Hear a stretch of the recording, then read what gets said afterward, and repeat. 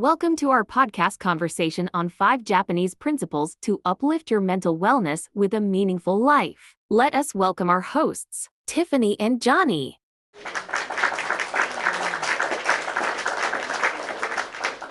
Hey everyone, welcome back for another deep dive. It's great to be back. So today we're going to be looking into 5 fascinating Japanese principles Yes. for living a more meaningful life. Right.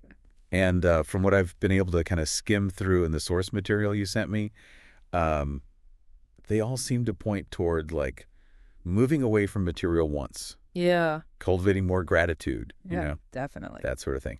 We're talking Ikigai, Mm-hmm. Wabi-Sabi, Yes. Kintsugi, Uh-huh. Sashiko, and Kansha. Mm-hmm.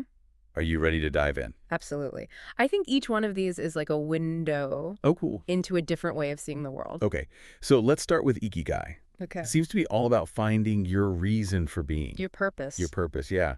And I mean, that's something that I think a lot of people search for their entire lives. Right.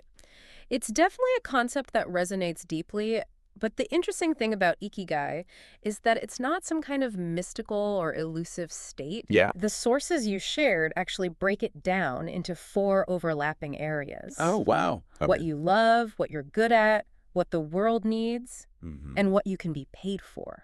I see. When all of those things align, that's your Ikigai. So it's less about this like grand singular purpose and more about like finding that sweet spot Right. where your passions and talents kind of intersect with making a real contribution. Exactly. And the beauty of it is that this sweet spot can manifest in so many different ways. Yeah, I can see that. It could be your career, it could be a creative pursuit, it could be how you connect with your community. There's no one-size-fits-all definition. I see. Yeah, that makes a lot of sense.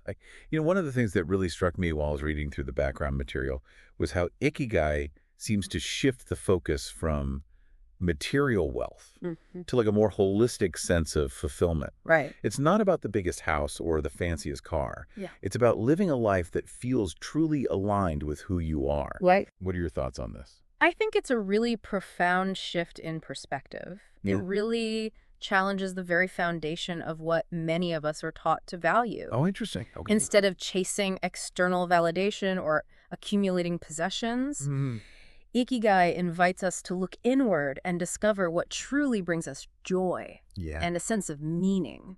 Okay, so let's move on to Wabi-Sabi. Okay. This is a principle that seems to celebrate the beauty of imperfection. Yes. And this one really kind of piqued my curiosity because it seems to go against like our modern day obsession with perfection. Right. It's such a fascinating counterpoint to the airbrushed, Yeah. curated world Yeah. that we often see on social media. Totally. Wabi-Sabi invites us to find beauty in impermanence, the cracks, the things that make something unique and tell a story. Okay. In fact, the sources even mention how this concept influenced Japanese tea ceremonies, Oh, interesting. using simple, rustic pottery instead of these ornate, perfect pieces. So like that handmade ceramic cup we were talking about earlier. Precisely. The one with a slight imperfection that actually adds to its character. Yes, exactly. Wabi-Sabi reminds us that perfection is an illusion, Okay. and that true beauty often lies in the quirks and imperfections that make something real, authentic, and one of a kind. Okay. I'm starting to see how these principles can really challenge our assumptions about what's truly valuable. Yeah. So now tell me about Kintsugi, this art of repairing broken pottery with gold. It's incredible, isn't it? It is. Yeah. What is that all about? Not only is it visually stunning, Yeah. but it holds such a powerful metaphor. Yeah. Imagine you have this beautiful ceramic bowl. It gets accidentally shattered into pieces. Okay. Instead of discarding it, the artisan carefully pieces it back together, not trying to hide the cracks, but actually highlighting them Wow. with shimmering gold. That's such a vivid image. Yeah. It's almost like saying, hey, this object has a history. It's been through something. Yeah. And those scars are now part of its beauty. Exactly. Kintsugi reminds us that our own broken parts, be they past mistakes, failures, or even traumatic experiences, don't diminish our worth. Oh, wow. In fact, they can become sources of strength and resilience, Yeah. adding to our unique story. I think that is an incredibly powerful message. Yeah. It's like encouraging us to embrace our whole selves, Right. imperfections and all, and to see those cracks as opportunities for growth and transformation. And if we think about this concept in a broader sense, it can apply to so much more than just pottery. Yeah, I could see that. Have you ever had an experience where a broken part of your life, maybe a career setback or the ending of a relationship, Uh-huh. ultimately led to something unexpectedly beautiful Yeah, or meaningful? that's such a great question. Yeah. Yeah, thinking back on my own life, Yeah. I can definitely see instances where what felt like a huge failure at the Yeah. time actually opened up new paths that I never would have considered otherwise. That's the power of Kintsugi. Yeah. It invites us to reframe our perspective Yeah. on what we perceive as brokenness Mm-hmm. and see it as a catalyst for growth, resilience, Yeah. and even greater beauty. I'm already feeling inspired to apply this to my own life. I know, right? Okay, let's move on to the fourth principle. Okay. Sashiko. Sashiko. From what I understand, it's a traditional Japanese technique of mending and reinforcing fabric. It is. Sashiko, which literally means little stabs, is a form of decorative stitching that strengthens and repairs worn or torn fabric. Oh, wow. It was often used to extend the life of clothing, using simple running stitches to create beautiful and intricate patterns. So it's like this beautiful blend of practicality and artistry. Yes. In a world that's kind of obsessed with fast fashion and disposable goods, Sashiko seems like a breath of fresh air. It does. It reminds us to slow down, to value what we already have, and to find creative ways to mend and repair instead of just throwing things away. Absolutely. It embodies a philosophy of resourcefulness and sustainability that feels incredibly relevant today. The sources mention how Sashiko isn't just about fixing clothes, it's about cultivating a mindful approach to our belongings Yeah. and appreciating the value of craftsmanship. Oh, I love how these principles keep connecting back to the idea of living more consciously and intentionally. Yes. Instead of getting swept up in that consumerist mindset of always wanting more, Sashiko encourages us to find contentment and beauty in what we already have. It's about cherishing the things we own Yeah. and taking the time to care for them. Uh-huh. And there's a certain satisfaction that comes from mending something yourself, putting your own time and effort into making something last. That's so true. There's a sense of accomplishment and connection that comes from engaging in those kinds of mindful, creative acts. Absolutely. And think about the environmental implications. Oh, yeah. By extending the life of our clothes Yep. and other possessions, Yeah. we're reducing waste Yeah. and lessening our impact on the planet. It's a win-win. Yes. We get to enjoy our belongings for longer, and we're making a positive contribution to a more sustainable future. Exactly. Okay, so we've covered 4 principles so far. We have. Ikigai, Wabi-Sabi, Kintsugi, and Sashiko. I'm sensing a theme here. Yeah. They all seem to point us toward a way of life that is more intentional, appreciative, and connected to something larger than ourselves. Definitely. Now let's talk about the 5th and final principle, Kansha. Okay.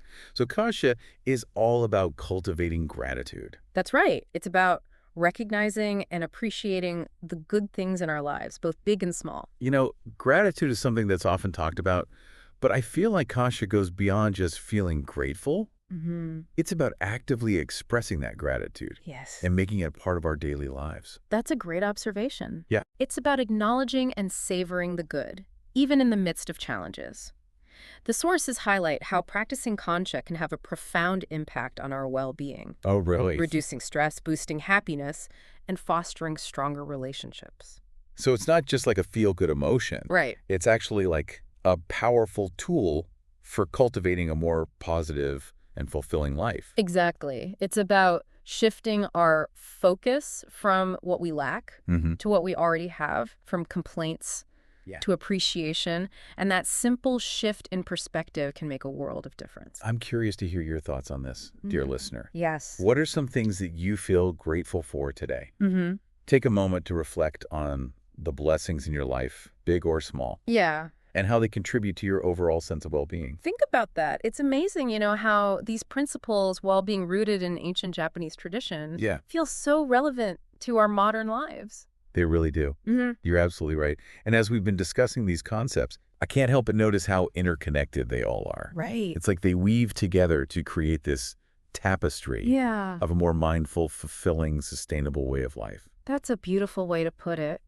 And it makes sense, when you consider that these principles emerged from a culture that values harmony, Yeah. balance, and interconnectedness. For instance, like think about the link between Kansha, gratitude, Yeah, and Wabi-Sabi, finding beauty in imperfection. right. When we cultivate a deep sense of gratitude for what we have, even if it's not perfect by conventional standards, Right. we start to kind of appreciate the beauty in those imperfections. Yeah. We start to appreciate the unique character and history of each object, each experience, each moment. That's so true. Gratitude has a way of softening our judgment and opening our hearts to a wider range of beauty. Yeah. It allows us to see the cracks and the wrinkles not as flaws, Right.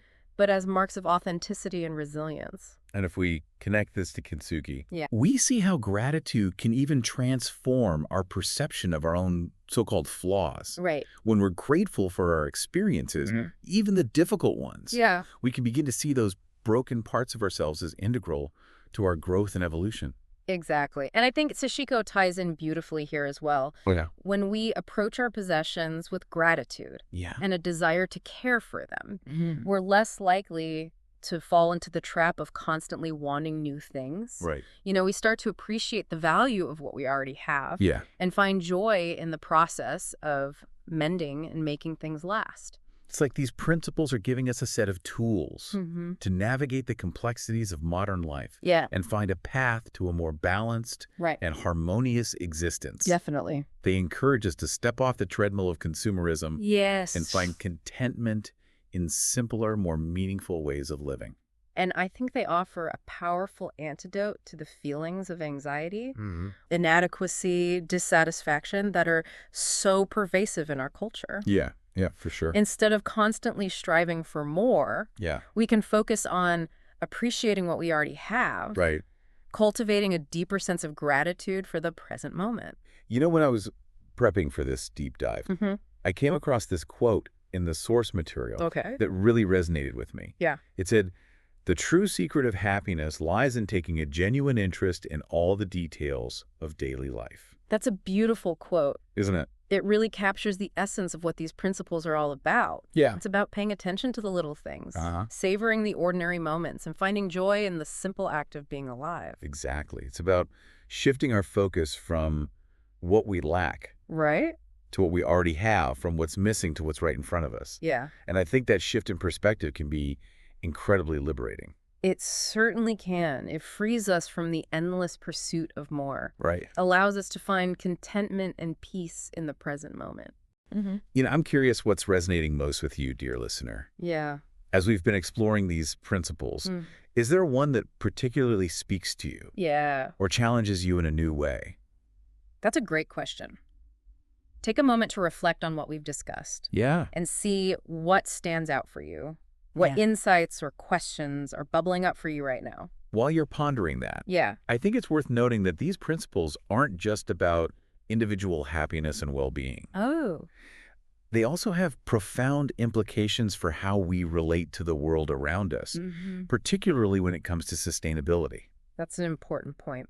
In a world facing environmental challenges, Right. these principles offer a blueprint for a more mindful and sustainable way of life. Precisely. Think about Wabi-Sabi, for example. Okay. By appreciating the beauty of things as they age Yeah. and embracing imperfection, we can reduce our desire for constant newness Right. and the waste that comes with it. And Sashiko, with its emphasis on repair and reuse, Yes. provides a tangible way to counteract the throwaway culture that's so prevalent today. Right. It encourages us to value what we already have Yeah. and find creative ways to extend the lifespan of our belongings. It's about shifting our mindset from one of consumption Right. to one of conservation, from a more is better mentality Right. to a deeper appreciation for quality, durability, Yeah. and craftsmanship.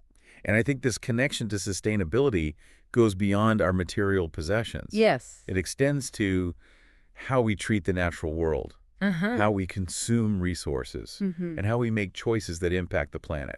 Absolutely. These principles encourage us to live in greater harmony with nature, to appreciate the interconnectedness of all things, and to make choices that support a more sustainable future. It's like they're reminding us that we're not just individual consumers, Right. but part of a larger web of life, and our actions have consequences that ripple outwards, affecting not only ourselves, Right. but also future generations. That's a powerful reminder. And it invites us to consider how we can apply these principles And to all aspects of our lives, yeah. from our personal choices to our relationships with others and the world around us. You know what's fascinating to me is that these principles, while originating in Japan, Yeah, have a universal appeal. they do. They tap into something fundamental about the human experience, this longing for connection, meaning, and a sense of belonging. That's so true. They resonate with people from all walks of life Yeah. because they speak to our deepest desires for a life that is more fulfilling, authentic, and aligned with our values. And they offer a path to that kind of life, not through material acquisition or external validation, Right. but through a shift in perspective, Mm-hmm. a cultivation of gratitude, Yeah. and a willingness to embrace the imperfections of life. It's a journey of self-discovery, of slowing down, of appreciating the simple things, and of finding beauty in the unexpected. This has been such a rich and inspiring conversation. I feel like we've only scratched the surface Yeah, of what these principles have to offer, I know.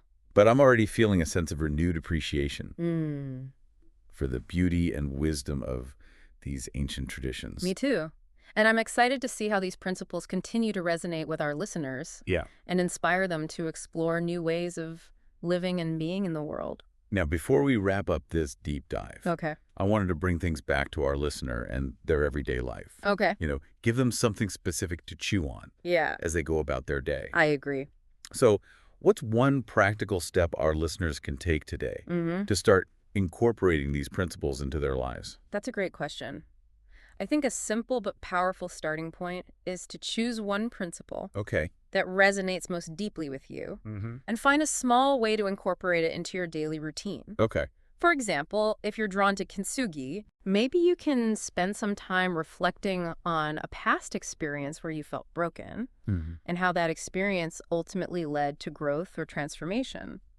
I love that. It's about taking these abstract concepts, Yeah. making them real, tangible, Yes. applicable to our own lives. Exactly. And remember, it doesn't have to be a grand gesture. Right. Even small, consistent actions Yeah. can create a ripple effect and lead to meaningful change. It's about making these principles a part of our daily lives, weaving them into the fabric of our thoughts, actions, Yes. and interactions with the world. Right. I'm thinking about Kansha, gratitude, Yeah. and how it can be so easily integrated into our day. What if, as a little experiment, we all take a few minutes before we go to bed tonight Okay. to write down 3 things we're grateful for? That's a wonderful idea. Yeah. It's such a simple practice, but it can have a profound impact on our mindset and well-being. Right. And who knows, it might even inspire you to explore other principles and see how they can enrich your life in unexpected ways. Well said. Now, before we sign off completely, I have one final thought for our listeners to ponder. We've talked about how these principles can really change how we think about material things and even our own imperfections. Yeah. Yeah. But what's really interesting to me What's that?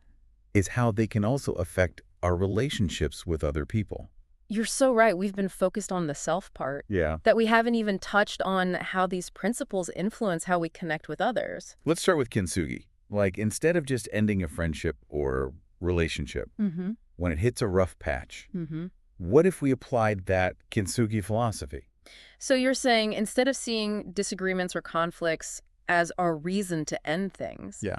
we could see them as chances to fix those cracks and actually build an even stronger bond. Exactly. I mean, those repaired relationships, just like Kintsugi pottery, Right. could actually become more beautiful Yeah. and resilient because of those experiences. Yeah. I mean, it's a good reminder that relationships, just like anything else in life, are impermanent Yeah. and constantly evolving. There will be challenges, For sure. but those challenges don't have to be the end of the story. Right. And if we bring Wabi-Sabi into the mix, Yeah. it encourages us to, embrace authenticity and vulnerability in those relationships. Right. Instead of always trying to put on a perfect front, Yeah. we can allow ourselves to be seen for who we really are, flaws and all. Yeah. Just imagine the freedom that comes with that. I know. Letting go of the pressure to be perfect and letting our true selves shine through. It creates space for much deeper, more genuine connections. Yeah. Because we're not hiding behind masks or pretending to be something we're not. Exactly. And of course, Kansha gratitude plays a huge role in nurturing healthy relationships. It really does, yeah. Taking the time to appreciate the people in our lives and express our gratitude for their presence. Yeah. That can really deepen our connection and create a more positive dynamic. It's about focusing on the good, acknowledging what others bring to the table, and expressing our appreciation for just the simple joys of being in a relationship with them. And those expressions of gratitude, they don't have to be grand gestures. No. Even small acts of kindness. Yeah. A heartfelt thank you. Yeah. Or simply listening attentively can make a big difference. It's about making the other person feel seen, Yeah. valued, and appreciated. And that creates a foundation of love and respect. Right. That can really help the relationship get through anything. Now, thinking back to Ikigai, Yeah. when we're living in alignment with our own purpose, we just naturally kind of radiate a more positive energy. Right. And that can attract like-minded people and lead to some really meaningful connections. Like our own sense of purpose becomes this magnet for others who share similar passions and values. Right. And those shared passions can be the foundation for some incredible relationships. So it's not just about finding our own Ikigai. Yeah. It's also about, supporting others in finding theirs. Creating a community where everyone feels seen, valued, and inspired to live their best lives. Absolutely. This has been an amazing journey through these 5 Japanese principles. It has. We've explored how they can affect our mindset, our relationship with material possessions, our own personal growth, and even our connection with others. It's clear these principles offer more than just interesting concepts. Right. They provide real wisdom for figuring out this crazy thing called life and creating a more fulfilling and meaningful existence. And remember, dear listener, this is really just the start of your exploration. There's so much more to learn about these principles and how you can make them a part of your life. So true. Keep exploring, keep questioning. Yeah. And keep those 3 things you're grateful for close to your heart tonight. I love that. Until next time, happy diving.